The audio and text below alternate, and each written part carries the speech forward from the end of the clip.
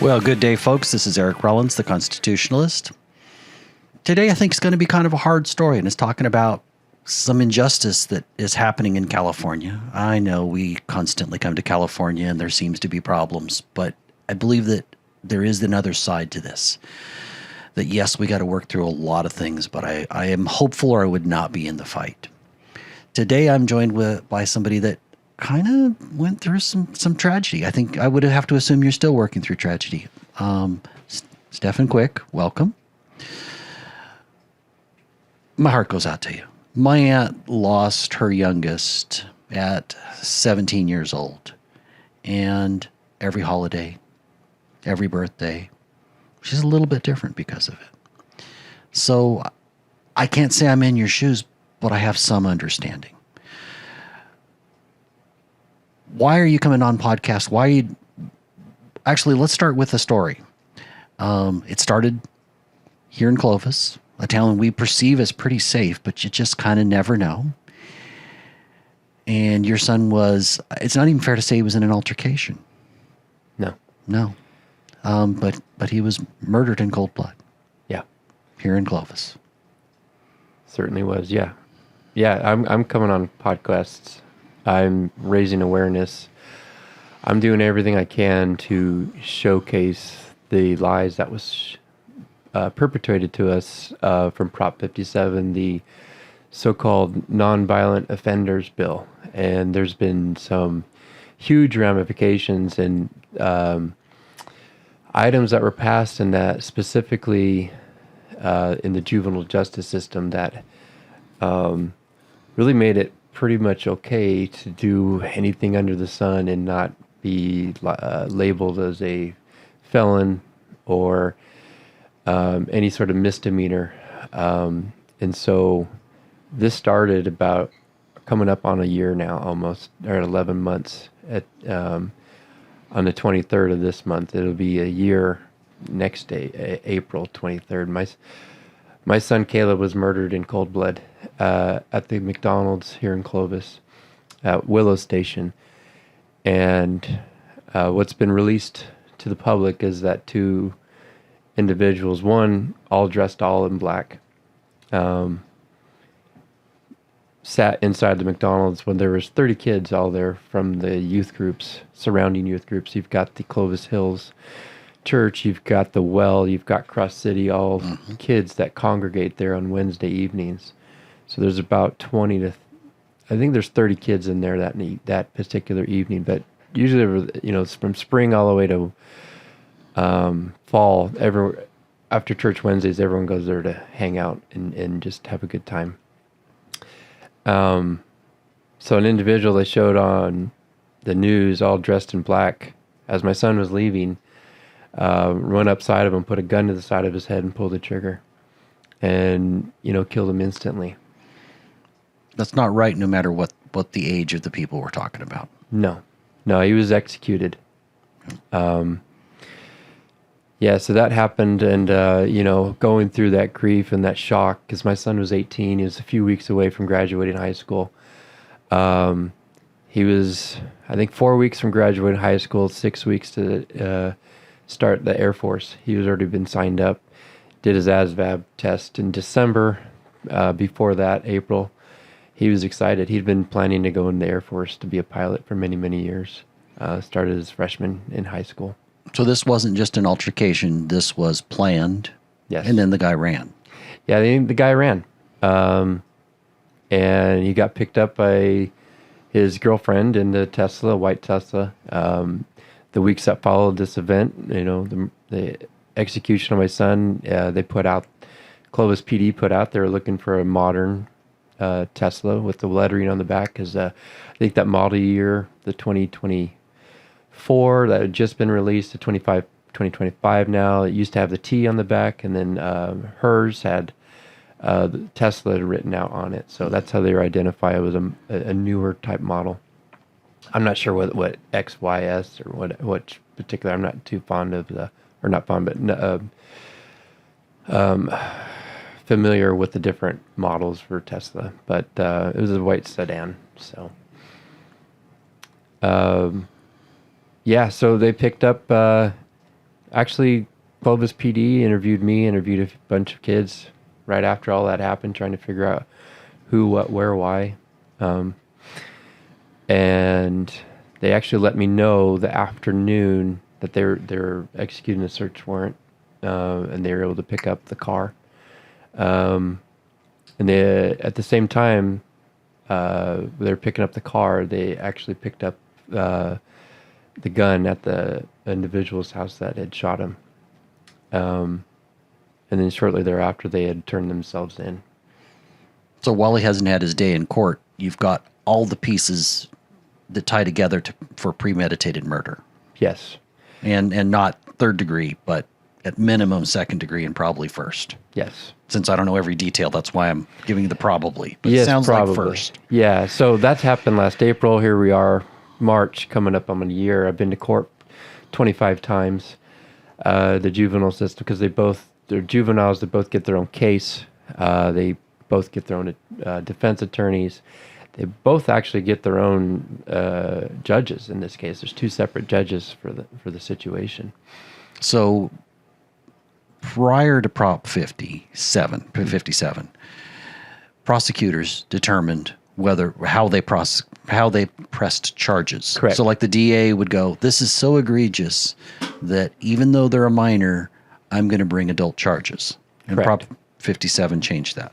Yes, so Prop 21 was the one that initiated that. Was executed in the early 2000s, and then Prop 57 through, telling everyone this was a nonviolent offenders bill, but in the fine print in the 3rd page, there was, oh, by the way, district attorneys no longer get to just automatically put him into criminal court depending on the situation. Now, the burden of proof is now on the district attorneys to meet certain criteria for these kids to get transferred in there. And since that's been implemented 9 years ago now, the success rate to transfer juveniles to criminal court is extremely small. It's less than 5%.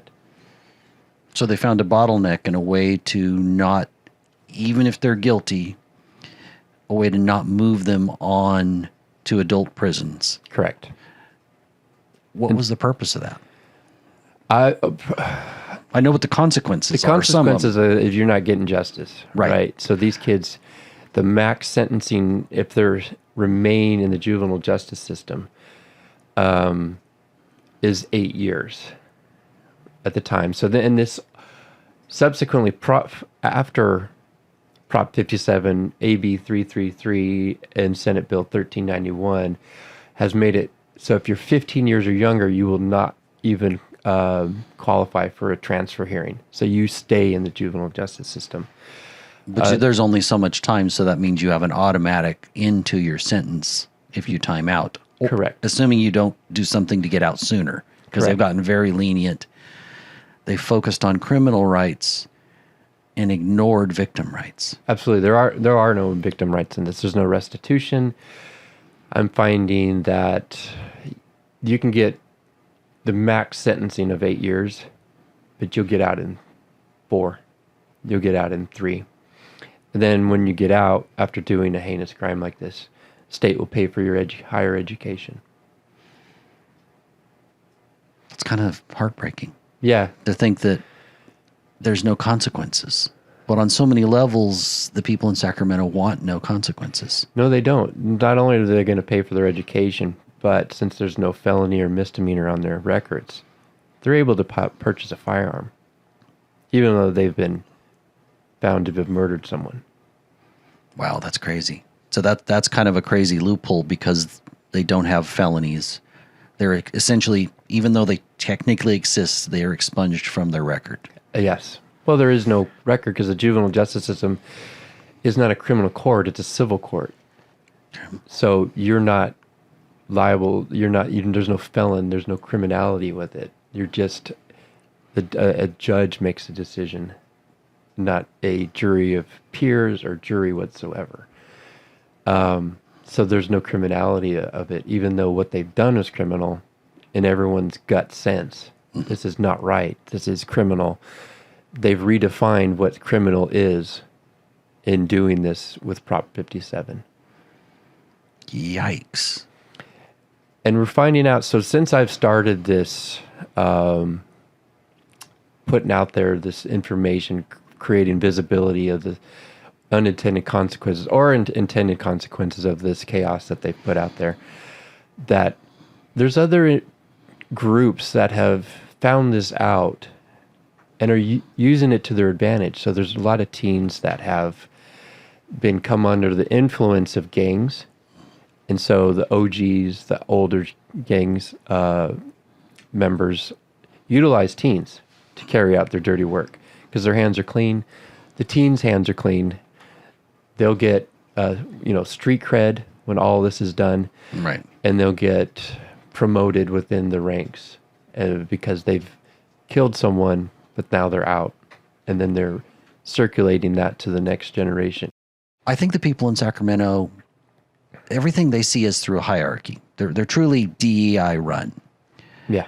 And so if they see it all through hierarchy, the person that's the most oppressed, meaning poor people, but if you're a criminal, in their eyes, it's not actually your fault if you're a criminal. And there's a little bit of an argument with kids, but it's not a complete argument because at the point we are self-aware, we begin to have free will and we start to have some accountability more with each year. Mm-hmm. And they're ignoring that. I've often joked that the ultimate victim now is the criminal, Yeah. but it ignores the true victim of that criminal's actions. Yeah. I've been to Sacramento a few times asking for law change on this because I was very distraught as a parent that has raised, to me, a pretty decent kid. He had his head on straight, was a smart guy. Big believer in Jesus. Well, Grew up that in is a church. blessing. So Yeah. So that soothes my soul knowing I'll see him again one day. But I've been to Sacramento, and you're right. There's a side of the audience that's in control in Sacramento that views the system as oppressive in itself, and that the only way for people to get out of this oppressive system is to create an altruistic system to help them get a level up in life. Ibram Kendi, one of the heads of DEI, said the only way to fix racism is more racism. Yeah. Okay. Rather than Martin Luther King's dream where we just stop doing it and treat each other by the content of our character. That's what the left used to embrace, that we looked at each other's character. I don't believe they do anymore. I think they see this hierarchy. Yeah. And everything's justified if it's what the hierarchy says it should be. Yeah. And there's no common sense, there's no justice in that paradigm. Yeah, there's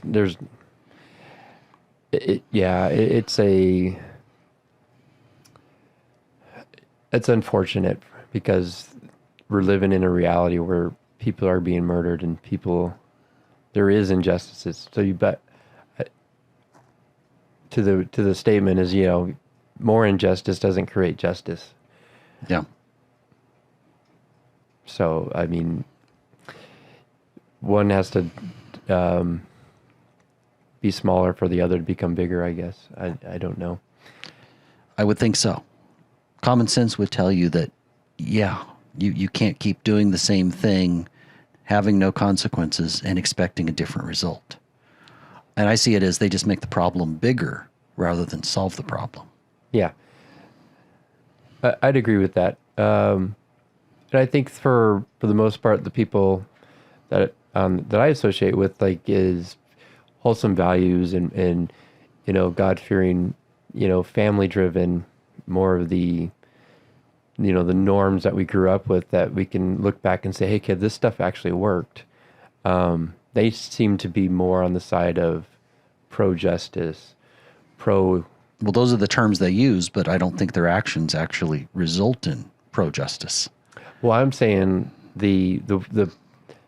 so on the left side, because I've had these conversations with Sacramento, pretty open-minded. I went to everyone over there. Mm-hmm. I was actually invited on several sit-downs in their couches with assembly people, and have discussions over my son in this situation. The other side wouldn't let me pass their foyer and saying, we are pro rehabilitation. I'm so sorry this happened to you, but there's nothing we can do to change this law. It's working. It's having a positive impact. And then I bring up the situation where gangs are trafficking younger and younger kids to do their work because they know, and they just said, yeah, that's unfortunate, but we still believe in this rehabilitative process. I believe that rehabilitation can happen up to a certain point, but there still has to be some consequences for what happened. Yeah. Like, those things are not, they're kind of separate things. They both need to happen. If possible, somebody should be rehabilitated, but that doesn't mean that they don't have consequences for how they broke the law, how they stomped on somebody else's individual rights or extinguished them. Extinguish them, yeah. Yeah.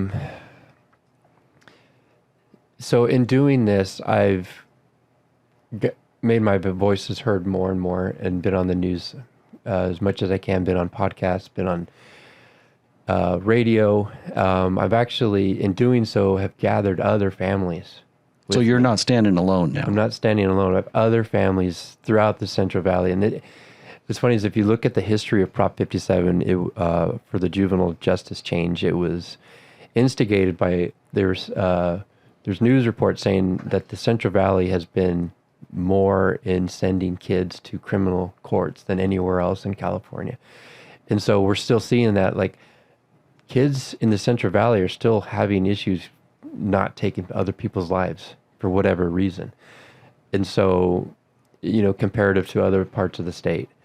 And so these families that I've gathered come to me, they're all majority Central Valley, where their kids were stabbed, or the kids at a mall with no, provocation. It's just, they thought this one person was in a gang, and apparently he wasn't. And that's been so common. Like, my kid wasn't in a gang. He's just, he was hanging out the wrong spot at the wrong time. There was a drive-by. There was like over 50, 60 shells, and these kids just opened fire on this kid that was Anthony, who was just sitting after visiting family. And they came up from L.A., and they were TikTok videoing themselves doing it. And, But that's because the reason they feel free to do things like that is because we've let petty crime go. And they know, as juveniles, that there's no significant consequence. The worst possible consequence is 8 years in a relatively nice detention center. Mm-hmm. It's not like the adult ones. Relatively nice. It's very nice. So they get a tablet. They get one-on-one instruction. They get, it is Club Med from what I've been explained. It is not like a cold jail cell all by yourself. Like, there's lots of activities they get to do. They're learning how to drive forklifts. They're learning, they're finishing their high school. They're doing college credits there, one-on-one with a professor that comes in. They get all the resources that anyone would dream of. If what they did wasn't as egregious, murder being really high on the list, rape would be really high on my list, I'm willing to work with them. That seems reasonable. Mm-hmm. But there's a certain point where they do something that can never be taken back. I agree. And you think about that, nothing never can be taken back. My son's life would never come around again. He's done. He's gone forever, right? And in my mindset, their mindset is more likely than not to go to that route again in the future. Because once you cross that line of anticipating taking someone's life, planning to take someone's life, and actually going through and taking someone's life, for whatever reason, you can justify it in your head. You're going to do that again in the future. When you went to Sacramento, I'm glad that a lot of people were willing to listen to you. Did anybody on the in the party that's in power, did anybody really listen? Or was it just independents and Republicans that listened? Mostly independents, Republicans. I was saying they bring me inside their meeting rooms or huddle rooms. I sat down on their couches, like had really good conversations with them. The ones in power, the Democrats that are currently in Washington, like I wouldn't get past their foyer.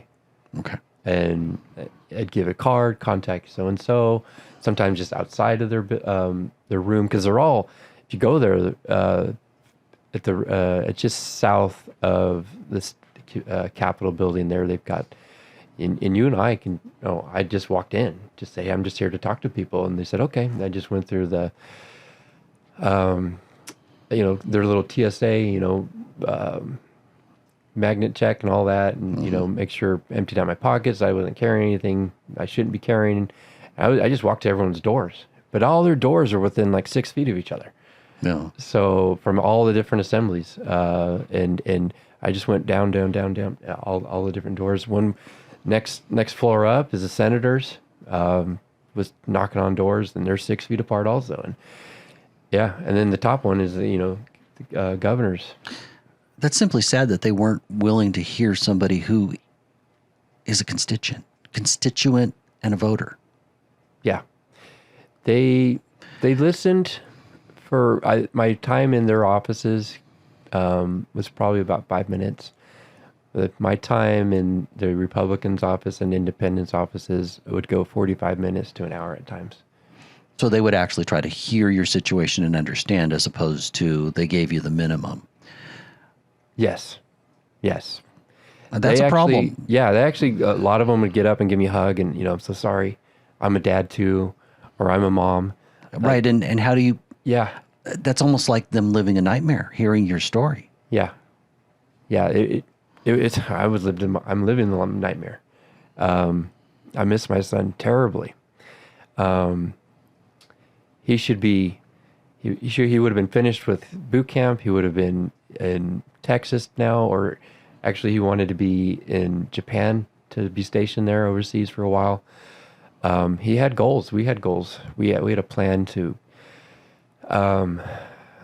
start purchasing rental homes together and using his VA, because there's a lot of benefits to working in the military that common civilians don't get. So. Well, there should be, because they don't pay them great, right?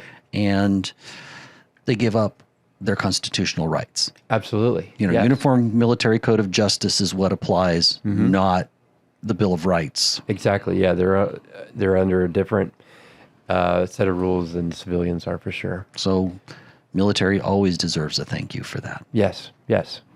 So we were a pro-military family. So he was young, he was wanting to do it. He just had that innate ability to just be a protector.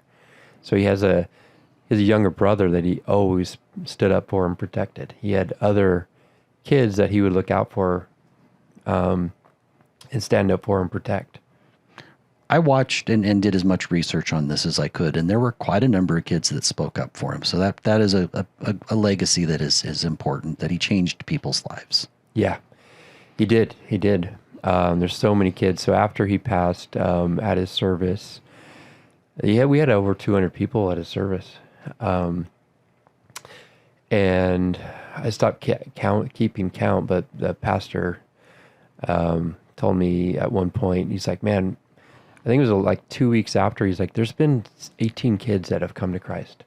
Wow. And there's 5 people I know for sure that have went and got baptized because of him his goal in life, which I'm so proud of him for, was to get kids to Christ, get kids to church. He would. Well, I'm sure he's still watching. Yeah. He'd participate in different friend groups. All sorts of different kids would be drawn to him, and he'd bring them to church. Well, that's a small blessing. Yeah. So with your experience in Sacramento and with meeting these other families, is there a coalition or a group, a way that maybe you have a path forward to try to change this? Yeah, so we're working with, so Lorenzo's Law was put out. So Lorenzo Sanchez, he was murdered in Hanford 3 days after my son. And Jacob Munoz, he was murdered in Madera, I think 6 months before my son. And Jacob was murdered, stabbed at a quinceañera. He was 13. I think he was stabbed by a 15-year-old, almost 16. But when he was apprehended, he was under 16, so he would qualify for a transfer hearing. And I think that's the same case. So they're automatically protected if they're 15 Yes. and younger, and it's a little bit up in the air for 16, 17. Yes. It's up in the air for 16 and 17, which the two that killed my son were 16 at the time. They're now 17. And then we have our transfer hearings actually for the female. I call them Bonnie and Clyde because their names are very similar to that. But they acted as one. It wasn't just one person. It was a coordinated effort on those two. Obviously, she was around. You saw the news that put out her white Tesla. They were at the McDonald's before the news put out the. So they were Tesla waiting.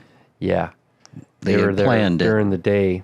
They drove by the McDonald's. They showed that, and then when it happened, it was at night, so it was dark when it actually happened.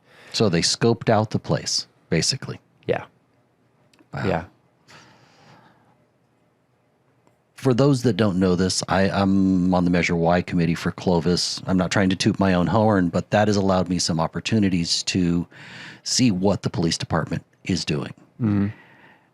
Folks, in today's world in Clovis, it's not going to be so easy to get away with something because there are cameras everywhere. Oh, yes. Thank goodness. Yes. Because if you're not doing anything wrong, what's the big deal? There's a camera.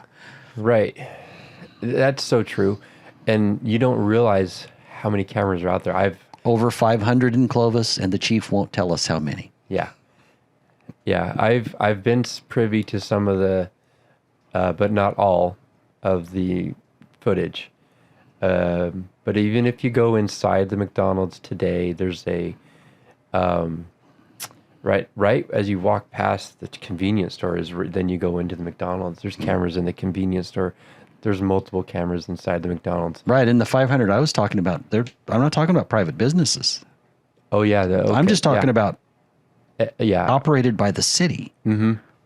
I've seen those. Yeah. So I don't want to say too much without jeopardizing the trial, or because I'm hopeful that both of them get successfully transferred to go to the criminal court where they'll be judged by a jury.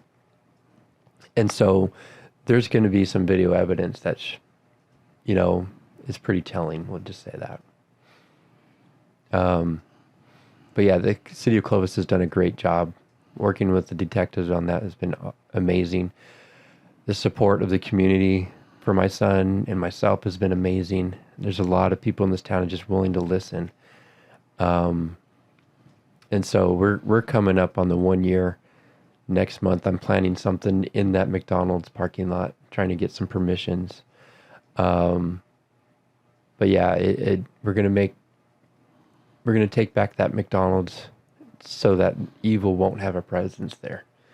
Is my plan. It's not just important to your family. Your son was part of a community. Yeah.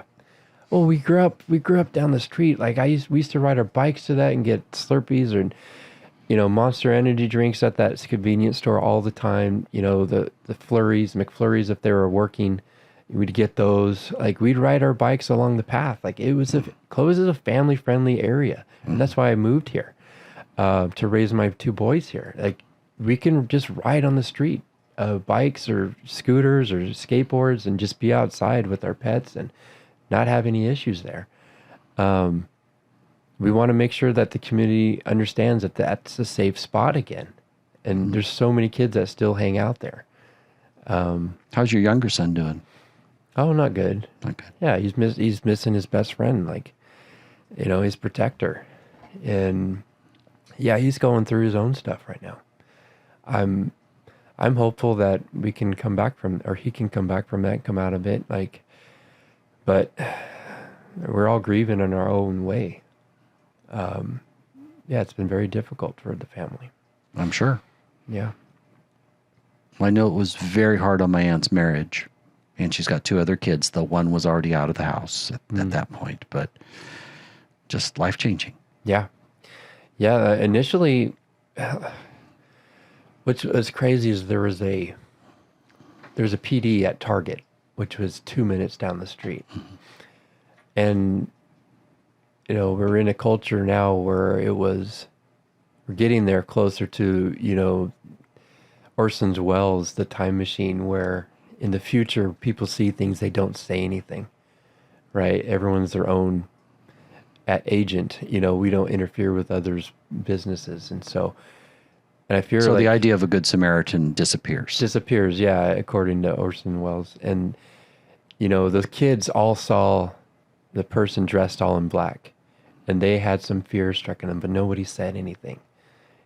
And to know that there was a Clovis PD just 2 minutes away, if somebody just made a phone call, we wouldn't be having this conversation. So it's kind of like if you'd had situational awareness and the willingness to talk to somebody. Yes. And if there's parents out there listening to this, like, teach that to your kids. See, if you see something, say something. And I think we got a little bit desensitized to it with the COVID lockdowns, where people were masked up, and, you know, we're being accustomed to have people not show their face. And I'm sorry, but if someone's walking around with not showing their face, we need to be showing their faces. Outside of, there's some people that wear them because of allergies. Yes. Every other excuse is not okay to me. Correct. Yeah. You know, because that's outside anyway. Yeah. Indoors, look, you fit an N95 properly, it somewhat works. Right. And it's really hard on your immune system because it's really hard to breathe. Yeah. When it's fit, tested, and done right. Right. Yeah. I'd agree with that. But there's been, you know, the other side of the Prop 57 was made the smash and grab. You know, they raised the threshold to $1,000, right? Right. And that's what propagated all the, you know, coordinated effort of mass smash and grabs. So everyone's out with under $1,000, but collectively they've just ransacked the whole store. The CVS's, you know, they're all blocked, you know, behind glass now. So unintended consequences once again. Yeah. But they're all coming in all masked up, all, you know, hooded up, and, you know, smashing, grabbing, and running out the door. But fortunately, the district attorneys and the sheriffs came together, and they put forth the Prop 36 that we passed. You know, over 60% of the community, the state said, let's do that. Let's get rid of the smash and grabs. Let's correct that. Unfortunately, then it didn't get funded. Yeah. So there's no funding mechanism. So, but at least it's now cumulative also. It used to be that if it was one individual and they had it going on, they were truly motivated. They could go into 15 or 20 places, steal $950 worth of stuff at each one. Yeah. Yeah. And with nothing more than a ticket. So the cops don't bother to show up. Yeah. Yeah. It becomes a civil offense then, and you just got to have your day in court. But in the meantime, they're out doing whatever they need to do or want to do. But see, I think that creates a situation where if crime flourishes and they know there's no consequences, it escalates. Oh yeah.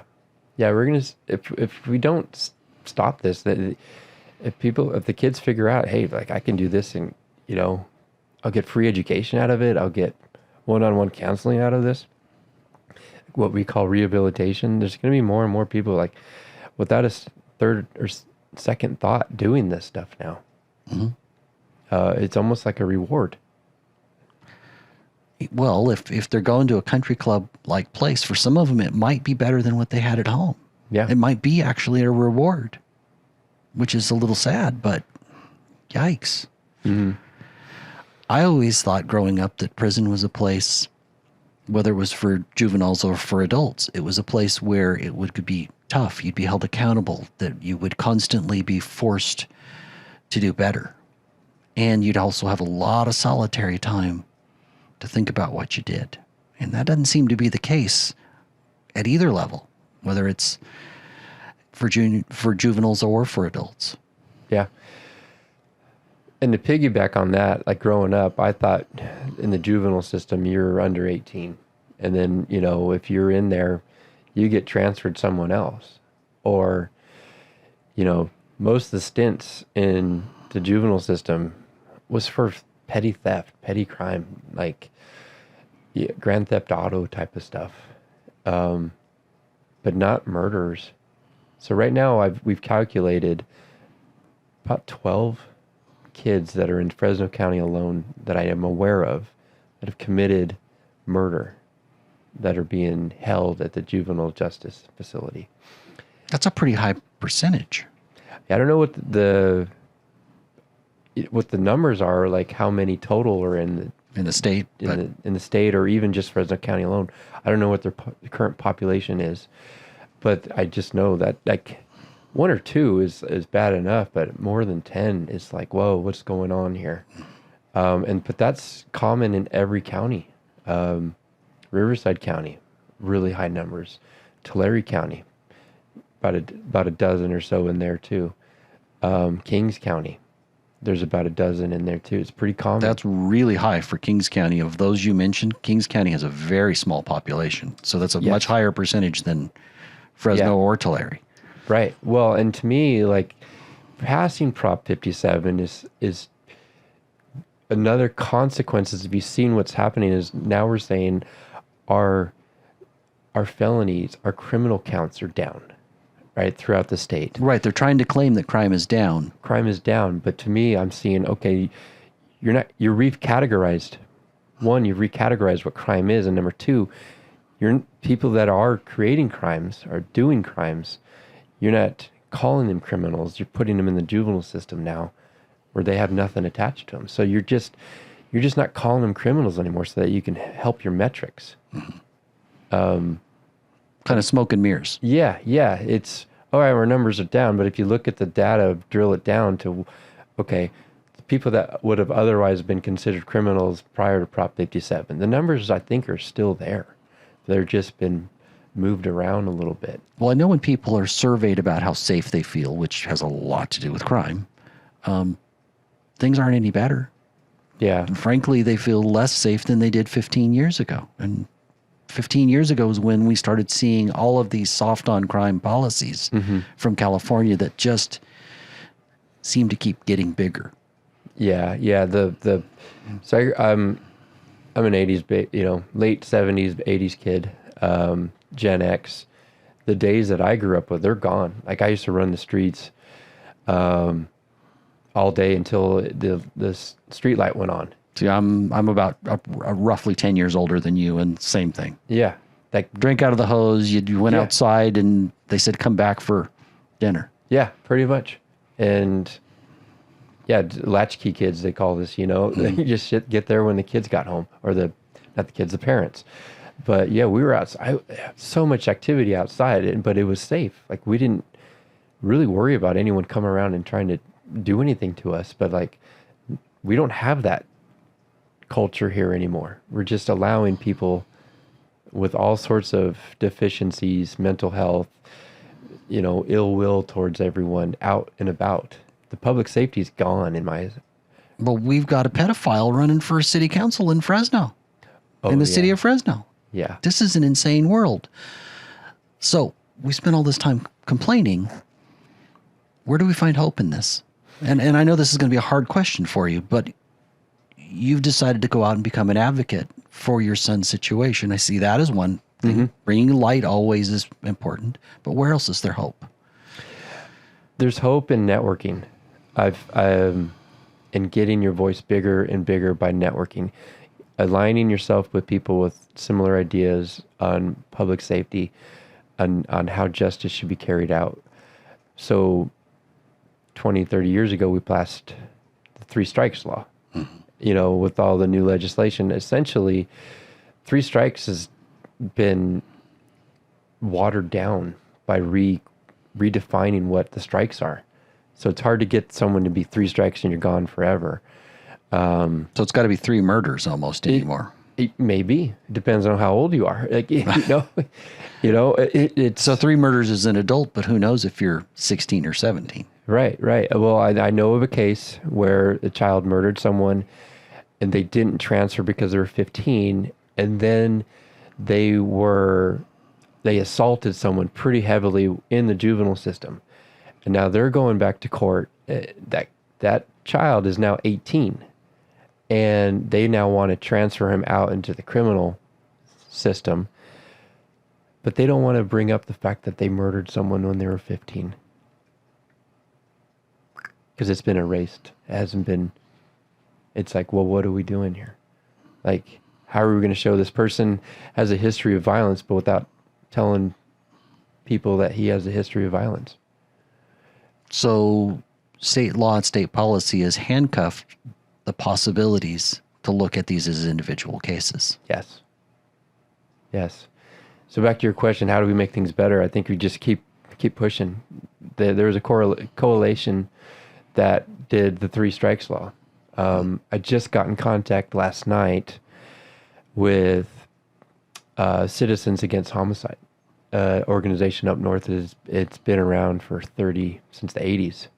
Started by Jan Miller, who lost her daughter at 20 years old. She was a freshman in high school. Started this advocacy and getting things. She was part of the passing of the 3 strikes. So teaming up with her, I'm excited about that. Do you have a legislator that is willing to spearhead legislation to fix this? We do. Part of Lorenzo's law that started with Lorenzo Sanchez at Hanford. We've been working with that family. All of our families are families now.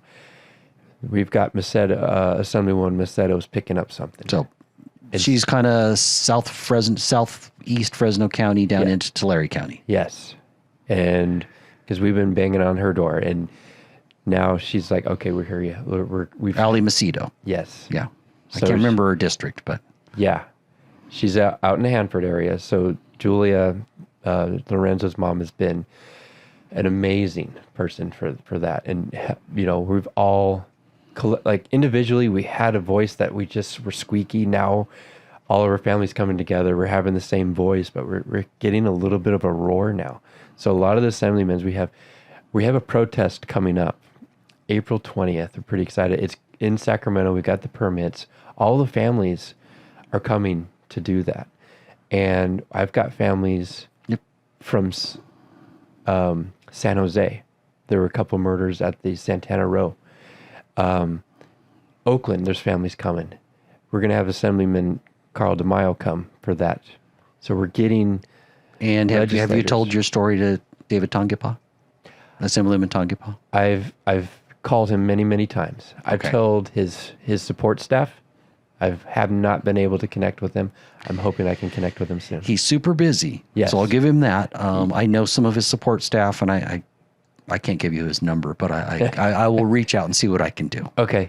So that is April 20th. Is there a website or things if people want to get involved? Because we're just about done. Okay, yeah. And there's no website. Sorry, there's a Facebook page, Victims of Teen Violence. Okay. There's a Facebook page. We just created Victims of Teen Violence. So if you're interested in that, there's one way to connect with you. And then there's a Reform 57, a Facebook page also. There's another friend of mine that's really been helping drive all that. So Reform 57 and Victims of Teen Violence. Well, I sure thank you for coming on. This is a sad story and kind of gives me goosebumps. Yeah. I am so pleased that at least your son was a believer, that he's in a better place, that if I believe in God's will, then there's a choice. That doesn't make it easy to deal with. But